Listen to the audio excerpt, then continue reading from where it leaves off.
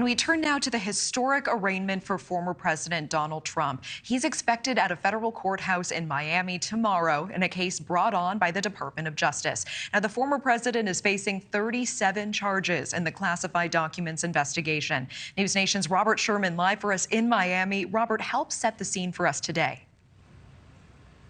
Well, you're starting to see nationwide attention really center on this courthouse, which is right behind us, where the former president will be arraigned at formally tomorrow. Do have to tell you, Natasha, is that you are just starting to hear the cacophony of political noise circulating this whole case, with those on the right framing the story one way, those on the left framing it a completely another way.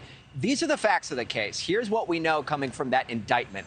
Last year, the former president's residence at Mar-a-Lago was raided by the FBI, in which they recovered 102 documents from his residence there. Those were classified documents. Some of these photos that we have to show you here come from inside of that investigation, in which investigators say that the documents that they ended up recovering included materials such as information about the military and nuclear capabilities of foreign countries, information about the United States' nuclear weaponry, U.S. military contingent plans, and correspondence with foreign leaders as well. While the documents were found in the president's office and a storage room, they said that there were periods of time in which investigators say they were kept in places like a bathroom and on a ballroom stage. That information comes from text messages that investigators acquired. Now, the former president has been formally indicted by a Florida grand jury and is facing 37 counts. You can see a brief breakdown on your screen right here.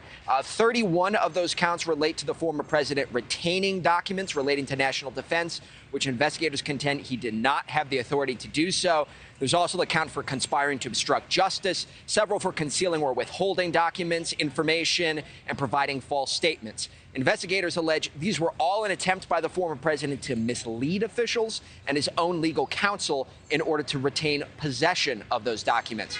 The former president has continued to maintain his innocence. He's been campaigning all week, pointing at really trying to strike at the credibility of the investigation, saying it's all politically motivated. This is what he had to say. The ridiculous and baseless indictment of me by the Biden administration's weaponized Department of Injustice will go down as among the most horrific abuses of power in the history of our country. Many people have said that. Democrats have even said it. This vicious persecution is a travesty of justice. So that's what the former president is saying, and this is what the former president is doing. You see Trump Force One taking off from New Jersey on its way here to South Florida. This is what the timeline is going to look like. The 45th president will get down here to South Florida, take the motorcade over to Doral, which is where he'll be spending the night, and then he'll be in this Miami federal courthouse that's behind us sometime tomorrow for the official arraignment. Once that all wraps up, he's going to head directly back to New Jersey, where he'll be having an event tomorrow and giving public remarks. The anticipation is that the former president is going to come out swinging against this whole process. Natasha. Well, Robert, how serious are these charges? If convicted, what kind of penalties is the former president facing?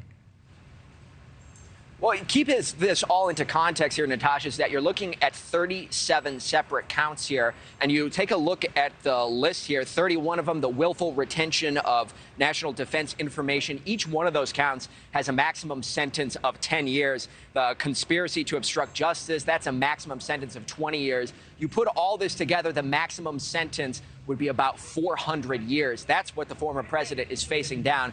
Of course, we emphasize, Natasha, innocence until proven guilty in this case. This is an indictment. This is just the first stage of what's expected to be a long legal process. Okay, Robert Sherman live for us in Miami. Appreciate it. Thank you so much. Thank you for watching. Go to newsnationnow.com to find News Nation on your television provider. And don't forget to click the red subscribe button below to get more of News Nation's fact-driven, unbiased coverage.